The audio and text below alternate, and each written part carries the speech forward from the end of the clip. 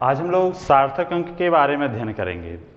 जैसा कि हम लोग जानते हैं कि प्रत्येक मापक यंत्र द्वारा प्राप्त माप के अंकों की यथार्थता की एक सीमा होती है। प्रत्येक मापन में प्रेक्षण का अंतिम अंक सदैव संदिग्ध रहता है, डाउटफुल होता हुआ। जैसे अगर हम वर्नियर कैलिपर्स के द्वारा किसी की लंबाई मापते हैं, मान लेते हैं कि वो आ रहा है 2.52 सेंटीमीटर, तो इसमें अंतिम जो अंक है वह है 2। यह क्या है? संदिग्ध है, क्योंकि जो लंबाई है वह 2.51 से 2.53 के बीच का कुछ भी हो सकता है। हो सकता है कि देखिए 2.51 से अधिक है और 2.53 से छोटा है, तो उसको हम लोग 2.52 ही पढ़ेंगे। इसके बीच में वो कुछ भी हो सकता है। इसका मतलब अंतिम अंक जो 2 है वह केवल आकलन देता है, इसलिए इसे संदिग्ध अंक कहते हैं। इसके आगे के अंकों का हमें कोई ज्ञान नहीं है, किसके बाद क्या है, 2.5, 2, 3 है कि 4 है, क्या नहीं है, वो हमें नहीं मालूम है। तो इस तरह से किसी राशि की माप में यथार्थता पूर्वक ज्ञात अंकों को और पहले संदिग्ध अंक को सार्थक अंक कहते हैं। दूसरे शब्दों में से हम कह सकते हैं कि किसी राशि की माप में वे अंक जो मापक यंत्र की यथार्थता के अंतर्गत इस राशि के मान को व्यक्त करते हैं सार्थक अंक कहलाते हैं। जैसे हमने मापन में क्या प्राप्त किया, 2.52, तो इसमें जितने अंक हैं यह 2.5 ज्ञात है और 2 क्या है, हमारा संदिग्ध अंक है। तो ज्ञात और संदिग्ध इन दोनों अंकों को यदि हम लोग जोड़ लें तो ये क्या हो जाता है, सार्थक अंक। तो 1, 2, 3, तो इसमें सार्थक अंक कितने हो गए हैं, 3 हो गए हैं। तो इस तरह से सार्थक अंक की अपनी कुछ विशेषताएं होती हैं। जैसे किसी मापी गई राशि में सार्थक अंकों की संख्या मापक यंत्र की अल्पतमांक पर निर्भर करती है। उदाहरण के लिए हम लोग ले सकते हैं कि जैसे हम किसी छड़ की लंबाई मीटर पैमाने से मापते हैं। जैसे मान लेते हैं कि इसी माप को अगर हम लोग लें तो मीटर पैमाना दशमलव के एक स्थान तक ही माप सकता है। तो हो सकता है हम लोग इसको मीटर पैमाने द्वारा मापेंगे तो क्या प्राप्त करेंगे, 2.5 सेंटीमीटर। और इसी को हमने वर्नियर कैलिपर से मापा तो 2.52 सेंटीमीटर। इसी को स्क्रू गेज से मापेंगे तो एक स्थान और हम प्राप्त कर लेंगे। तो इस तरह से इनमें जो सार्थक अंकों की संख्याएं हैं, देखिए मीटर स्केल से हमने मापा तो 2.5, मतलब 2 सार्थक अंक हुए। और उसी को हमने वर्नियर कैलिपर से मापा तो 3, स्क्रू गेज से मापते तो 4 हो जाता। इस तरह से ये जो सार्थक अंकों की संख्या है यह मापक यंत्र की अल्पतमांक पर निर्भर करता है। मीटर पैमाने का अल्पतमांक 0.1 सेंटीमीटर है और आपको मान लो वर्नियर कैलिपर्स का 0.01 होता है, स्क्रू गेज का 0.001। इस तरह से हम देखें कि अल्पतमांक जिसका जितना ही कम होगा उससे हम मापेंगे तो उतना ही अधिक सार्थक अंक हमें प्राप्त होगा। दूसरा इसमें इसकी जो प्रॉपर्टी है अगर देखा जाए तो दशमलव बिंदु की स्थिति का सार्थक अंकों पर कोई प्रभाव नहीं पड़ता। जैसे 2.52 सेंटीमीटर हमने जो मापा है, इसी को अगर हम लोग मिलीमीटर में बदल लें तो मिलीमीटर में हो जाएगा 25.2 मिलीमीटर।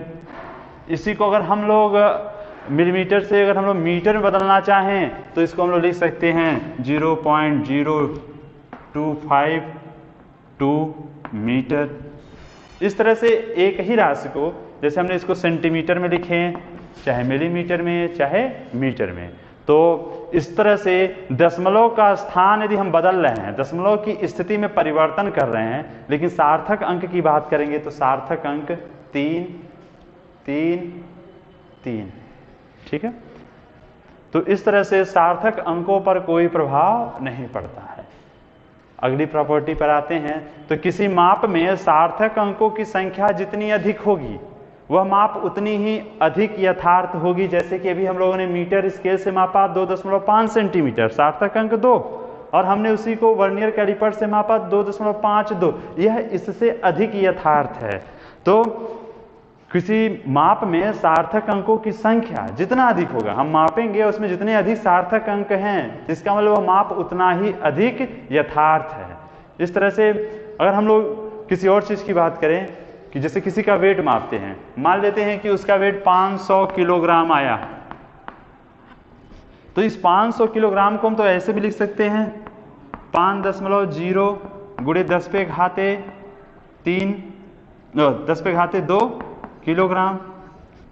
इसी को हम लोग ऐसे भी लिख सकते हैं 5 गुणे 10 पे घाते 2 किलोग्राम। इसी को हम लिख सकते हैं 5.00 गुणे 10 पे घाते 2 किलोग्राम।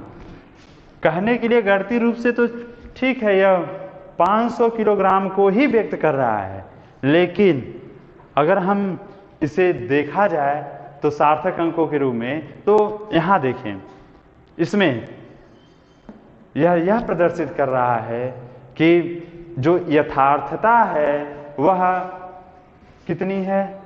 तो लास्ट जहां डिजिट है वहां पर 1 रख दें और गुणे 0.01 गुणे 10 पे घाते 2 किलोग्राम। इसकी यथार्थता इतनी हो गई। यहां पर देखिए तो लास्ट अंक के जगह पर 1 रखे तो 10 पे घाते 2 किलोग्राम। इसकी यथार्थता यह हो गई। इसे देखें तो लास्ट अंक पे हम लोग 1 रखेंगे तो अब हम इसमें देखें तो इसकी यथार्थता कितनी हो गई 10 किलोग्राम। गुणा करेंगे 100 में 0.1 का तो 10 किलोग्राम। तो इसकी जो यथार्थता है, इस माप की यथार्थता हो गई 10 किलोग्राम, मतलब 10 किलोग्राम का अंतर हो सकता है। हम इसे बात करें तो यह देखिए यह हो जाता है आपका 100 किलोग्राम। इसमें जो अंतर हो सकता है माप में वो कितने का अंतर हो सकता है 100 किलोग्राम का। वही हम अगर इसे देखें तो इसकी जो मान हो जाएगा वह हो जाएगा 1 किलोग्राम। तो इस मापन की जो शुद्धता है वह 1 किलोग्राम तक है, इस मापन की शुद्धता 100 किलोग्राम तक का है और इस माप की शुद्धता 10 किलोग्राम तक है। तो इस तरह से हम लोग देखेंगे कि यथार्थता किसकी अधिक होगी, तो जिसमें सार्थक अंकों का मान सबसे अधिक होगा उसकी यथार्थता उतनी ही अधिक होगी। तो कहने के लिए यह तीनों चीज का गणितीय रूप से एक ही है, लेकिन हम देखेंगे कि यथार्थता किसकी अधिक है, तो जिसमें सार्थक अंक अधिक है उसकी यथार्थता उतनी ही अधिक होगी। अब हम आगे आते हैं तो इसी तरह से अगर अगली प्रॉपर्टी पाएं तो किसी माप में सार्थक अंक जितने अधिक होंगे उसकी माप में प्रतिशत त्रुटि भी उतनी ही कम होगी। इसको हम एक उदाहरण को देखें। जैसे हमने मीटर पैमाने के द्वारा जो मापन किया 2.5 सेंटीमीटर हमने मापा। अब हम 2.5 सेंटीमीटर जो मापे हैं, अगर हम इसमें देखें कि हमसे त्रुटि कितनी हुई है, तो त्रुटि ज्ञात करने के लिए क्या करते हैं, हमको मालूम है कि 2.5 सेंटीमीटर हमने मापा है, तो इसमें त्रुटि कितनी हो सकती है, तो अंतिम स्थान पर हम लोग 1 रखते हैं, बाकी को 0 कर देते हैं, तो 0.1 सेंटीमीटर मतलब उसका लिस्ट काउंट। तो इस तरह से अगर हम त्रुटि निकालेंगे तो क्या करेंगे, जो निकालने के लिए क्या करते क्या है, अभी हम लोग पिछले वीडियो में पढ़े थे कि प्रतिशत त्रुटि ज्ञात करना है तो भिन्नात्मक त्रुटि में 100 से गुणा कर देते हैं। तो भिन्नात्मक त्रुटि बराबर होती क्या है, तो उसमें निरपेक्ष त्रुटि बटा वास्तविक मान गुणे 100। तो इस तरह से हम लोग क्या करेंगे, अब निरपेक्ष त्रुटि कितनी हो सकती है, तो हम किसी मापक यंत्र द्वारा कितनी त्रुटि कर सकते हैं, तो उसकी जो लिस्ट काउंट होती है उतनी त्रुटि हम लोग कर सकते हैं। तो इस तरह से त्रुटि जो होगी 0.01, अब मान कितना है 2.5, इसमें हम 100 से गुणा कर देंगे तो प्रतिशत त्रुटि ज्ञात हो जाएगी। तो इसे जब हम लोग गुणा करेंगे तो कितना आ जाएगा 4%। इस तरह से मीटर पैमाने द्वारा यदि हम लोगों ने 2.5 सेंटीमीटर की किसी को मापा है तो उसमें जो त्रुटि है वह हो गया 4%। इसी को हमने वर्नियर कैलिपर्स द्वारा जो मापा है तो आपने क्या कहा कि वर्नियर कैलिपर्स द्वारा हम लोग कितना मापे थे 2.52 सेंटीमीटर। अब इसको देखें तो इसमें जो त्रुटि कितनी संभव हो सकती है, तो अंतिम अंक की जगह पर हम लोग 1 रख के बाकी को 0 कर देंगे तो हो गया यह 0.01 सेंटीमीटर। इस तरह से वर्नियर कैलिपर्स द्वारा माप में अधिकतम जो त्रुटि हो सकती है, संभव त्रुटि है, वह है 0.01 सेंटीमीटर। अब इसकी अगर हम लोग ज्ञात करें कि इसमें प्रतिशत त्रुटि कितनी है, तो 0.01 अपॉन 2.52 इंटू 100। जब हम लोग इसे सॉल्व करेंगे तो लगभग 0.4% के बराबर आएगा, लगभग मान आएगी। तो इस तरह से अब हम लोग देख रहे हैं कि जैसे ही अगर हम सार्थक अंक अधिक हुआ तो प्रतिशत त्रुटि भी घटकर कितना हो गया, पहले 4% था, अब 0.4% हो गया। इसी तरह से अगर हम स्क्रू गेज से मापेंगे तो 0.04% लगभग में यह मान आएगा। इस तरह से सार्थक अंक जितने अधिक होते जाएंगे प्रतिशत त्रुटि भी कम होती चली जाएगी। अब हम लोग अगले टॉपिक पर आते हैं कि किसी संख्या में सार्थक अंकों की पहचान कैसे करेंगे। जैसे कोई संख्या दिया हो तो उसमें कितने सार्थक अंक हैं, इसकी पहचान कैसे किया जाए। तो ध्यान देंगे, जितने भी अशून्य अंक हैं वे सभी सार्थक अंक होते हैं। तो अगर हम लोगों ने जैसे कोई संख्या अगर हम लोग ले, जैसे तो इसमें कहा जाए कि सार्थक अंक कितने हैं, तो देखेंगे सभी अशून्य अंक हैं। तो ये सभी जितने अशून्य अंक होते हैं वह सभी सार्थक अंक होते हैं। तो 1 2 3 4 5, तो यहाँ पे सार्थक अंक कितने हो गए, 5 हो गए। इसी तरह से अगर हम लोग देखें तो सार्थक अंकों की जो संख्या है उस पर दशमलव का कोई प्रभाव नहीं पड़ता। जैसे दशमलव अगर हम लोग यहाँ लगाएं, चाहे यहाँ लगाएं, चाहे यहाँ लगा दें, सार्थक अंकों के मान में कोई परिवर्तन नहीं होगा। 1 2 3 4 5 ही रहेंगे। दशमलव को अगर हम हटा के यहाँ रख देते हैं तो भी सार्थक अंक उतने ही रहेंगे। अब हम लोग इसके दूसरे नियम पर आते हैं। पहला नियम तो क्लियर हो गया ना कि जितने भी अशून्य अंक हैं वो सभी क्या हैं, सार्थक अंक हैं। अब अगला है कि दशमलव या दशमलवहीन दोनों प्रकार की संख्याओं में अशून्य अंकों के बीच जितने भी शून्य आते हैं वे सभी सार्थक अंक होते हैं। जैसे अशून्य अंक मान लेते हैं 2 1, इनके बीच में हम जितने भी शून्य ला देंगे वो सभी शून्य सार्थक हो जाएंगे। शून्य के आगे और शून्य के पीछे यदि अशून्य अंक है तो वे सभी शून्य सार्थक हो जाएंगे। तो इस तरह से इसमें अब सार्थक अंकों की संख्या कितनी हो गई, 1 2 3 4 5 6। तो इस तरह से यहाँ पे सार्थक अंकों की संख्या 6 हो गई। इसको ध्यान में रखिएगा कि शून्य के आगे और पीछे यदि अशून्य अंक है तो वो सभी शून्य सार्थक अंक हो जाएंगे, चाहे वो दशमलव वाली संख्या हो चाहे दशमलवहीन संख्या हो। अब हम अगले पे आते हैं। देखिए, अशून्य अंक के दाहिने ओर के सभी शून्य सार्थक होते हैं। जैसे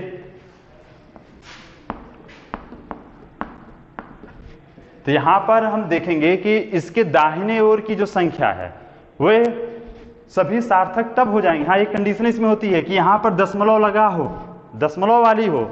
अशून्य अंकों के दाहिने ओर के सभी शून्य सार्थक तभी होते हैं जब उसमें दशमलव हो। अब देखिए, दशमलव के ठीक पहले तक के, अब यह संख्या हमारा सार्थक अंक नहीं है लेकिन यह सभी शून्य हमारे सार्थक अंक हैं। तो इसमें सार्थक अंकों की संख्या हो गई 1 2 3 4 5। तो जितने भी अशून्य अंक हैं उसके दाहिने ओर के सभी शून्य सार्थक अंक तब होंगे जब वहां पर दशमलव कहीं लगा हो और उस दशमलव के बाईं ओर के सभी शून्य। तो देखिए, दशमलव के इधर का शून्य यह सार्थक नहीं, यह सार्थक तब हो जाएगा जब इसके पीछे कोई अशून्य अंक लग जाए। तो किसके पीछे कोई अशून्य अंक लग गया तो यह आपका सार्थक अंक हो जाएगा। तो इस तरह से अब सार्थक अंकों की संख्या हो जाएगी 1 2 3 4 5 6 7। इस तरह से अगले नियम पर हम लोग आते हैं। तो दशमलव वाली संख्या में यदि दशमलव बिंदु के पहले कोई अशून्य अंक नहीं है तो उस दशमलव बिंदु के बाद आने वाले अशून्य अंक से पहले तक के सभी शून्य सार्थक नहीं होते हैं। जैसे 0.0002031, इसको अगर हम लोग ले लें तो इस दशमलव वाली जो संख्या है, इस दशमलव के पहले कोई अशून्य अंक नहीं है तो यह सार्थक नहीं है, ये भी सार्थक नहीं है, ये भी नहीं है, ये भी नहीं है। अब देखिए, अशून्य अंक के अब बाद जो भी शून्य आएंगे वो सार्थक होंगे। यहां पर यदि हम ले लें तो ये भी क्या हो जाएगा, सार्थक अंक हो जाएगा। इस तरह से दशमलव के बाद देखिए ये सभी शून्य सार्थक नहीं है। क्यों? क्योंकि इससे पहले कोई अशून्य अंक नहीं है। लेकिन जैसे ही कोई अशून्य अंक आ जाएगा तो उसके बाद के जितने भी जीरो होंगे वो सभी सार्थक अंक हो जाएंगे। इसको एक और उदाहरण से देखने, मान लेते हैं कि 0.0100 है।